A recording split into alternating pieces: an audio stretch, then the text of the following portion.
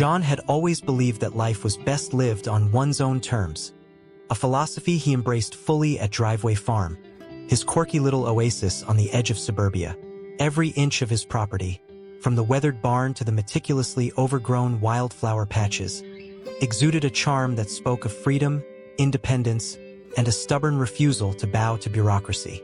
Yet nothing in his idyllic life could have prepared him for the day he discovered that his driveway, the very lifeline of his beloved farm, had been blocked by a battalion of self-appointed law enforcers with an unhealthy obsession for petty regulations. It was a bright, crisp morning when John, a man with a sharp tongue and an even sharper mind, rolled out of bed and ambled over to his front door, expecting the usual serenity of rural life. Instead, he was met with a sight that made his blood boil with indignation and his mind race with mischief. There, right at the entrance of Driveway Farm, stood a gleaming barricade manned by none other than the infamous HOA cops, a group that prided themselves on upholding community standards, or so they claimed. At their head was the pompous Mr. Smith, a man who fancied himself the guardian of order and decorum, despite the fact that his own life seemed to be dictated by a manual of absurdities.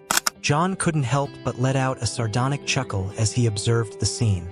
Mr. Smith, clad in an overly crisp uniform and sporting a self-important smile, was barking orders at his ever-loyal sidekick, Mike. Mike, a man whose unquestioning obedience made him seem more like a prop than a person, diligently executed every command with the precision of a well-oiled machine, if that machine had been programmed to follow the most ludicrous rules ever invented. "Good morning, gentlemen," John called out in his usual wry tone, stepping into view. "I see you've taken it upon yourselves to guard my driveway. Tell me, is there an invisible crime of unauthorized scenic access that I'm unaware of?" Mr. Smith, momentarily thrown off his game, straightened his tie and responded in a tone as stiff as his posture. "Mr. Johnson, or should I say Mr. John, you are in violation of community regulations. Your property, while charming as it may be, does not meet the strict guidelines set forth by our esteemed HOA. And until you rectify this violation, access to your driveway will remain blocked." John interjected with a mischievous grin. "Blocked by the very hands that are supposed to protect the law? How delightfully ironic." John's sarcastic retort wasn't just a throwaway line. It was a declaration of war against a system that, in his eyes, had lost all sense of reason. For years, he had tolerated the whims of the HOA, smiling politely as they dictated everything from the color of his barn door to the proper placement of scarecrows. But today was different.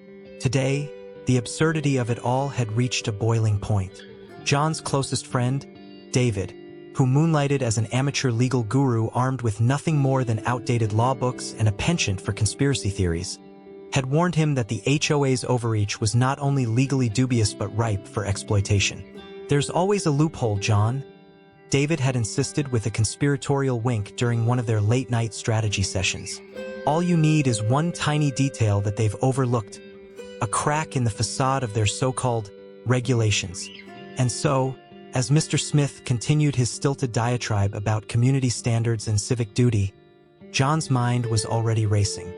He imagined the myriad ways in which this latest affront could be transformed into an opportunity for sweet, satirical revenge. After all, what better material could there be for a man whose life was dedicated to defying the absurdity of overregulation than a scenario where a mere driveway became the battleground of justice? The scene was set for a classic showdown between the indomitable spirit of an independent man and the self-important enforcers of a system that valued conformity over common sense.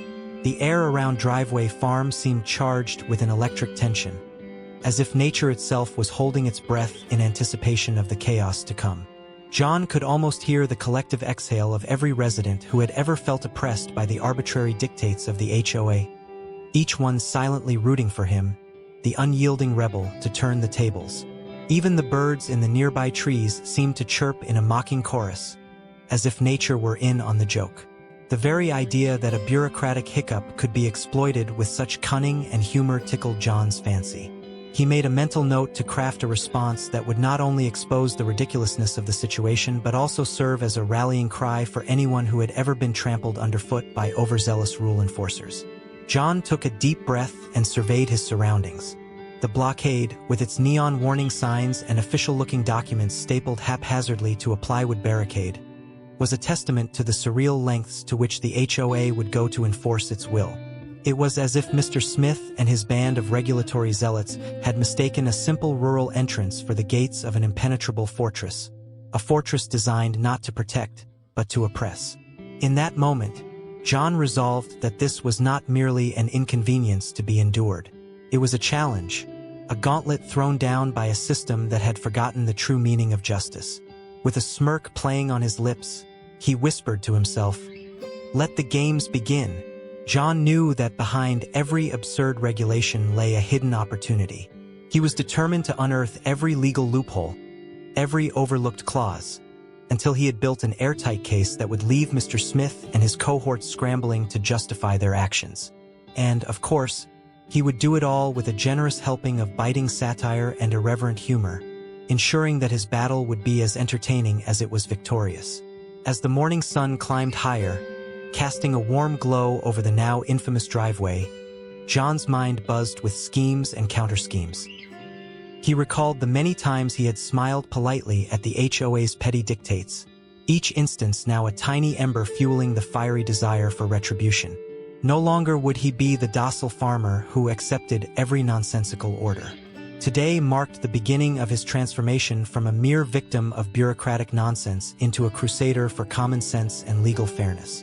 And so, with determination etched on his face and a satirical glint in his eye, John took his first step toward reclaiming not only his driveway but also the dignity of every individual who had ever been trampled by the absurdities of an overbearing regulatory regime. The stage was set, the players were in position, and the battle lines had been drawn. In the epic saga of Driveway Farm, the first chapter had closed on a note of righteous indignation, and the promise of a revenge story that would echo far beyond the borders of a simple rural road. John wasn't one to back down when confronted with absurdity, even if that absurdity came in the form of a perfectly arranged barricade and a posse of overzealous HOA cops. As he strode toward the blockade, a wry smile playing on his lips, he couldn't help but think that this was the perfect moment for a bit of unscripted comedy. His mind buzzed with the delicious irony of being confronted by the self-appointed guardians of community decorum, a group whose idea of law enforcement seemed to be as outdated as a dial-up modem. "Good morning, Mr. Smith," John called out, his tone light and dripping with sarcasm.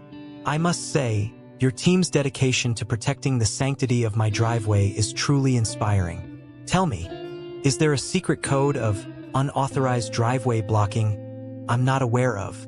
Mr. Smith, clearly unsettled by John's irreverence, attempted to regain his composure. Standing at attention with his chest puffed out like a peacock in full display, he replied in a voice that trembled with both indignation and a hint of desperation. "Sir, you are in direct violation of community guidelines. Your driveway, despite its quaint charm, does not meet the standards required by our esteemed homeowners association. Until you comply with our regulations, access will remain strictly prohibited." At this, John couldn't resist an impromptu quip. "Oh, regulations? I'm sure they're as cutting edge as a rotary phone," he mused, eliciting a murmur from the small crowd of onlookers. His remark wasn't just a dig at the pompous tone of Mr. Smith. It was a challenge. In that moment, John resolved to dismantle the farce with every legal loophole he could unearth, and with a generous side of biting satire. Determined to expose the absurdity of the blockade, John retreated temporarily to his modest but cluttered study, where stacks of legal manuals, old municipal documents, and a trusty laptop awaited him. It wasn't long before his old friend David, a self-proclaimed legal whiz with an encyclopedic memory for outdated statutes, joined him. The two of them pored over yellowed pages and dusty PDFs until they stumbled upon a clause so ridiculous it practically begged to be exploited. "Look at this, John," David exclaimed, his finger trembling as it pointed to a clause buried deep within an archaic city ordinance. "It states here that the only permissible reason to block a driveway is if it endangers public safety by obstructing emergency vehicles. Not once does it mention anything about community aesthetics or driveway charm, whatever that might be." John's eyes lit up with the thrill of discovery. You see, dear David, our dear HOA has been clinging to an outdated version of civic oversight. They've managed to miss the one tiny detail that says they have no authority over private property access as long as public safety isn't compromised. And guess what? My driveway is as safe as a corgi in a dog park. Armed with this irrefutable evidence, John set out to confront the HOA once more. This time, with a file of scanned documents in his hand and a devilish grin on his face. The stage was set for a showdown that promised to be as entertaining as it was revelatory. Back at the barricade, Mr. Smith was still regaling the gathered crowd with his rehearsed tirade, trying desperately to justify the blockade with bureaucratic jargon and quotes from policy manuals that seemed to have been written in a language only he understood. Meanwhile, Mike, his loyal yet monotonous sidekick, repeated his lines like a broken record. Sir, these guidelines are in place to maintain community order. Please understand that non-compliance will result in further action. His tone, void of any genuine conviction, only added to the farcical nature of the encounter. John stepped forward again, his demeanor calm and his voice laced with playful mockery. Ladies and gentlemen, he began, addressing not only Mr. Smith and Mike but also the curious onlookers. I present to you the long-forgotten clause of our city ordinance. With a flourish, he produced a meticulously scanned document on his tablet, a digital relic bearing the faded signature of an official from decades past, whose cursive seemed to dance mockingly across the page. The crowd fell silent as they leaned in to examine the evidence. Behold, John continued, the clause that states my driveway shall only be subject to regulation if it obstructs emergency vehicles. And since there hasn't been a fire, an ambulance, or even a rogue ice cream truck in sight, I'm afraid my driveway remains a free zone for all my vehicles and farm equipment. His tone was equal parts triumphant and hilariously incredulous. Mr. Smith's face flushed an ungainly shade of red, while Mike's mechanical responses faltered into an awkward silence. The document was irrefutable, a relic of common sense in a world overrun by red tape. John's discovery was more than a legal loophole. It was a knockout blow to the very foundation of the HOA's authority. As the gathered residents erupted into a mix of laughter and applause, John couldn't help but indulge in a bit of showmanship. I know, he said, pacing theatrically in front of the barricade. It seems our dear HOA has been busy policing a non-issue. You've all been so eager to enforce standards that you forgot the most basic principle of law. If it isn't endangering public safety, then it's perfectly legal to enjoy one's own property. His words echoed through the crowd, igniting a sense of shared rebellion against the absurd dictates of overzealous governance. David, standing slightly behind John with a bemused expression, added in his typical deadpan style, "It's almost as if the law itself is laughing at you." His comment, delivered in that perfectly timed, sardonic manner, only heightened the tension. A tension that was now as much about reclaiming dignity as it was about mocking the incompetence of those who wielded power without understanding it. The atmosphere, charged with the thrill of impending retribution, shifted palpably. The residents, who had long endured the arbitrary dictates of the HOA with resigned grumbles, now felt emboldened. They exchanged knowing glances and quiet chuckles, each one silently celebrating the crumbling of a system that had treated them like background scenery in a bureaucratic farce.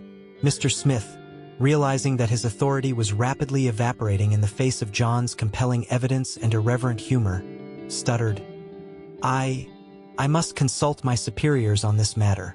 But his words rang hollow, drowned out by the rising chorus of laughter and murmurs of support from the crowd. Mike, still standing at his side, tried to interject with, "Sir, perhaps there has been a misunderstanding?" But his words were no match for the growing tide of public sentiment. In that moment, John felt a surge of vindication, a heady mix of righteous anger and gleeful mischief. This wasn't just about a blocked driveway. It was about every individual who had ever been belittled by convoluted regulations and patronizing authority.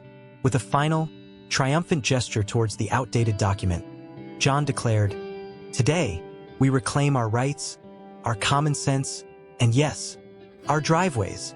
His words were met with thunderous applause, as the residents cheered for the audacity of a man who dared to turn bureaucratic bungling into a spectacle of public humor and legal acumen. As the confrontation drew to a close, it was clear that the HOA's once mighty facade had been irreparably shattered. The meticulously constructed edifice of red tape had collapsed under the weight of a simple, unyielding truth, one that John had masterfully unearthed and wielded like a well-honed weapon in his personal crusade for justice. In the wake of his initial victory at the barricade, John decided it was time to take the fight to a grander stage. The idea struck him on a sunny afternoon while he was casually sipping iced tea on his porch, a moment of quiet rebellion that soon transformed into a full-blown call to arms. With his trademark smirk and an arsenal of legal loopholes at his disposal, John swiftly organized an emergency town meeting at the local community center. It was his chance to expose the absurdity of the HOA once and for all, and he intended to do it with style, humor, and a dash of righteous vengeance. The community center, usually a place for mundane announcements about lost pets and annual bake sales, buzzed with an unusual excitement that day. Neighbors who had long endured the HOA's intrusive decrees shuffled in, murmuring amongst themselves with a mix of skepticism and anticipation. They had heard whispers of John's latest legal discovery, a so-called golden legal detail that the HOA had spectacularly overlooked. The promise of vindication, paired with the prospect of a good laugh at the expense of their officious overseers, had drawn a surprisingly large crowd. John took the stage with the air of a seasoned showman. Clad in a crisp shirt that hinted at both defiance and dignity, he began his presentation with an introductory quip. "Ladies and gentlemen, thank you for coming to what I promise will be the most entertaining session of Learn Your Rights you've ever attended." His words broke the initial tension, eliciting a ripple of chuckles from the audience. With theatrical flair, John clicked on the projector, displaying a digital copy of the archaic city ordinance that had become his trump card. "Behold, the clause that has been hiding in plain sight," he announced, pointing at the faded text with a pointer as if unveiling a secret treasure. The document read, "A driveway shall only be subject to regulation if it impedes the clear passage of emergency vehicles. Any deviation from this condition is null and void in terms of property access." A murmur of disbelief spread through the room. John continued, his tone oscillating between mock seriousness and exuberant glee. "Now, I ask you all, when was the last time an emergency vehicle, a fire truck, or even an ice cream truck, ever had to squeeze through my driveway? I think we're safe." Laughter erupted among the residents, the sound mingling with a newfound sense of empowerment. Even those who had long suffered under the oppressive rules of the HOA couldn't help but smile at the absurdity laid bare before them. Just then, David, John's trusty legal sidekick, stepped forward. His usually stoic expression softened into one of barely concealed amusement as he added, "It appears that our dear HOA's interpretation of public safety has been as narrow as their wardrobe choices. They've been so busy policing our driveways for aesthetic offenses, they completely overlooked the basic principle of the law." David's comment, delivered in a deadpan manner that was both cutting and comical, reinforced John's argument and sent the crowd into further fits of laughter. Mr. Smith and his partner, Mike, who had been summoned to this impromptu meeting by a desperate plea from their superiors, now found themselves in a situation that was rapidly spiraling out of control. They stood at the back of the room, their expressions a mix of panic and indignation. Mr. Smith, in his usually impeccable uniform, looked as if he had been caught in a bad dream. His carefully rehearsed lines, which had once intimidated the unassuming residents, now fell flat in the face of overwhelming evidence and a room full of amused onlookers. John seized the moment to press his advantage. "Mr. Smith," he called out, his tone dripping with playful sarcasm, "I'd like to thank you for your enthusiastic enforcement of rules that, as it turns out, are nothing more than outdated relics of bureaucratic folly. Perhaps next time, you might consider a refresher course in basic common sense." The room exploded in laughter.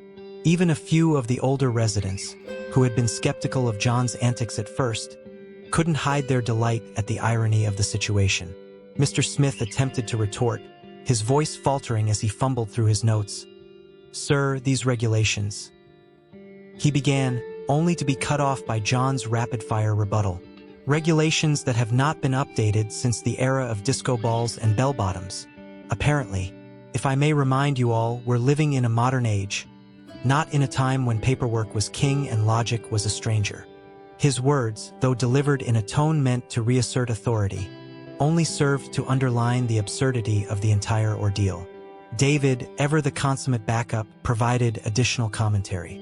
"Let us not forget," he interjected, "that these rules were designed with the best intentions. Unfortunately, those intentions seem to have been misplaced somewhere between the filing cabinets and the water cooler. In any case, it's clear that the law supports Mr. John here, not the antiquated practices of the HOA." His voice resonated with the truth that many in the room had long suspected but were too timid to voice. The meeting quickly turned into a full-blown forum of cathartic release. Neighbors began sharing their own stories of minor yet maddening encounters with the HOA, tales of censored garden gnomes, overzealous complaints about lawn decorations, and even bans on certain colors of flower pots. With every story, the collective mood shifted further away from passive acceptance toward a burgeoning revolt against overregulation. John, with his characteristic blend of wit and conviction, wrapped up his presentation by saying, "Today isn't just about reclaiming a driveway.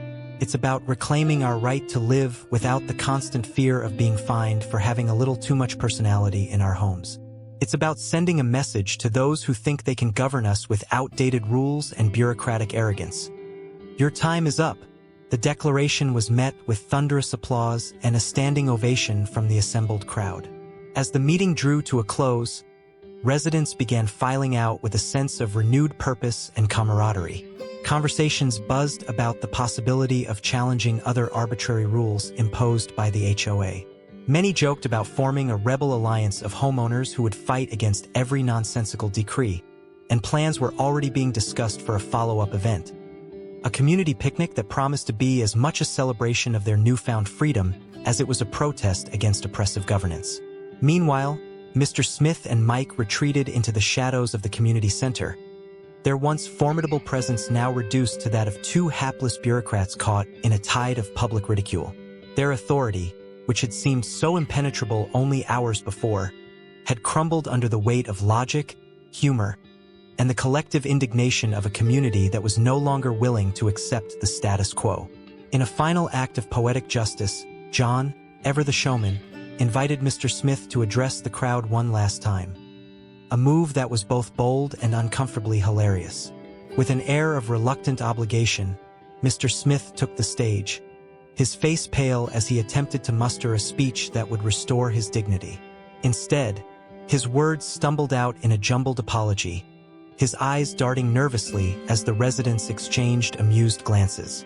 It was clear that his authority was not only questioned but also irrevocably tarnished by the spectacle of the day. John's counterattack had not only revealed the legal oversight, but had also exposed the hollowness of the HOA's enforcement tactics. What began as a simple act of blocking a driveway had evolved into a defining moment of community resistance, a testament to the power of humor and the unyielding spirit of those who refused to be cowed by outdated authority. As the meeting concluded and the residents dispersed into the cool evening air, the mood was one of triumphant defiance. John and David lingered behind for a few moments, exchanging a look that conveyed both relief and determination. They knew that this victory was only the beginning. There were still many more battles to be fought against the absurdity of overregulation. But for now, the community had been awakened to the possibility of change, and the seeds of rebellion had been firmly planted.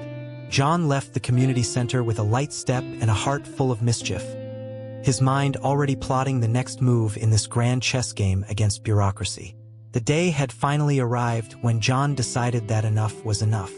With a pocket full of undeniable legal evidence and a community united by shared indignation, he called for the reopening of his beloved driveway once and for all. This was not merely a bureaucratic correction. It was a full-blown act of rebellion, a decisive counterattack against an establishment that had long forgotten how to serve the people. John's voice rang out like a rallying cry, echoing across the street as he stepped back into the now infamous driveway. Standing before a sea of familiar faces, John declared in his characteristically sardonic tone, "Ladies and gentlemen, today we reclaim not only our driveway but our dignity. For too long, we have been toyed with by outdated rules and pompous enforcers. Today, the law stands with us, and justice shall not be blocked by bureaucracy." His words ignited an eruption of cheers from the assembled residents, who had gathered in droves to witness the spectacle of a lifetime.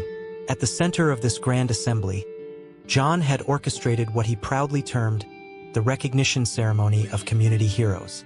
It was a tongue-in-cheek tribute to every neighbor who had ever grumbled about the tyranny of the HOA, from the woman whose garden gnomes had been forcibly relocated, to the man whose prized lawn flamingos had mysteriously vanished. Now, each of them was a celebrated warrior in the battle against absurd overregulation. John's first order of business was to unveil the official document, the very relic of an archaic ordinance that had turned the tables on the HOA. With dramatic flair, he held up a printed copy, its faded ink a testament to how long this law had been gathering dust. "Behold the clause that makes all our grievances null and void," he proclaimed. "It clearly states that a driveway may only be regulated if it poses a danger to emergency vehicles. And since my driveway has seen nothing but tractors, trucks, and the occasional rogue cow, I rest my case." The crowd roared with laughter and applause, reveling in the absurdity of it all. In the midst of this revelry, Mr. Smith and his faithful subordinate Mike were ushered onto the stage. Their arrival was met with a mix of boos, chuckles, and sympathetic headshakes.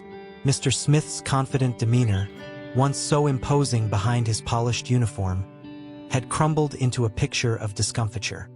He attempted to speak, his voice quivering as he stammered, I must remind you that the HOA..." Before he could complete his sentence, John interjected with a playful yet scathing remark, "The HOA? That ancient institution which has more dust on its policies than a neglected attic? Spare us the lecture, Mr. Smith."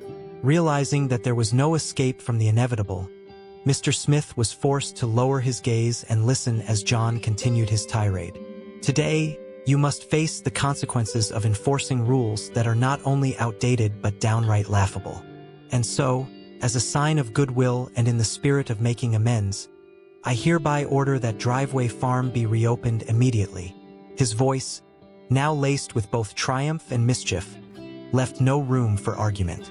To add insult to injury, John had one more surprise in store, a public performance that would turn humiliation into a spectacle of its own.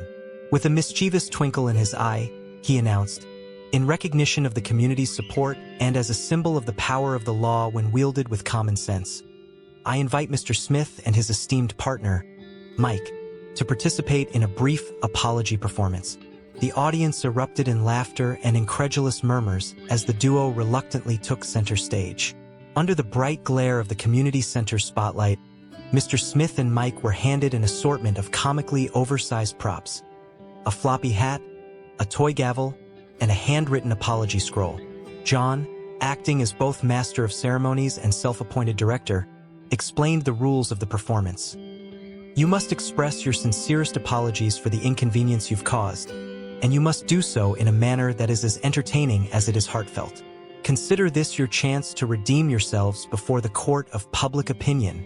The performance began awkwardly, with Mr. Smith donning the oversized hat and clearing his throat. His apology, though stilted and halting at first, soon morphed into a theatrical soliloquy that drew hearty laughter from the crowd. "I, Mr. Smith, do hereby solemnly apologize for my oversight in the application of our so-called regulations," he recited, his tone overdramatic and dripping with irony. Mike, playing the role of the dutiful sidekick, punctuated each sentence with an exaggerated nod and a solemn salute. The absurdity of the scene was a bitter pill for the HOA's reputation to swallow. Yet it was a spectacle that the community relished. John, meanwhile, kept the commentary flowing with a blend of wit and satire. "Ah, behold the mighty defenders of bureaucracy, reduced to performers in the grand theater of justice," he quipped, prompting further laughter and applause from the delighted audience.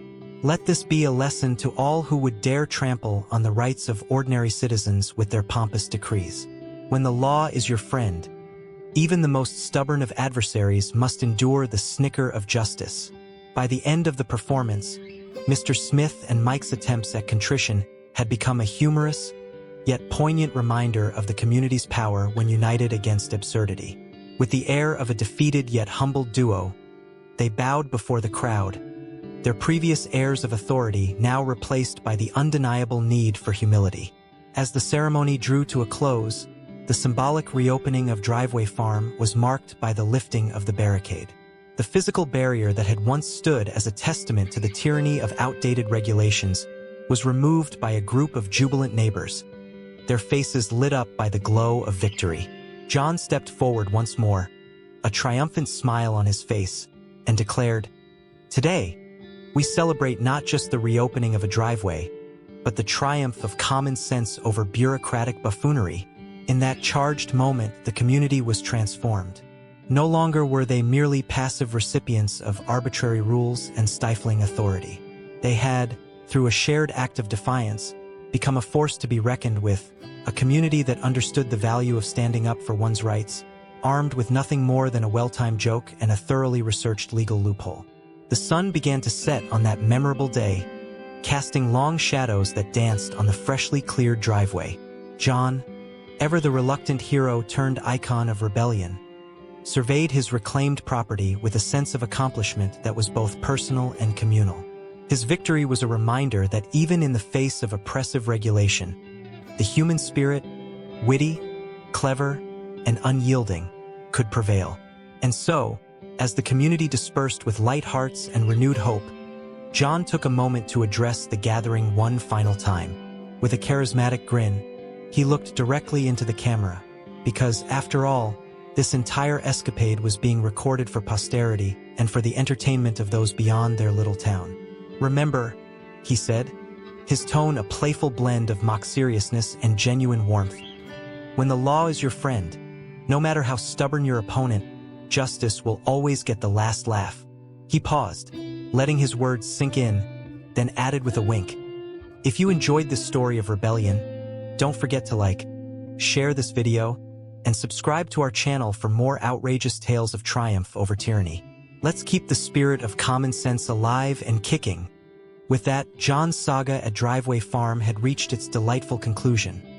A victory not just for him, but for every individual who had ever been silenced by the humdrum of bureaucracy.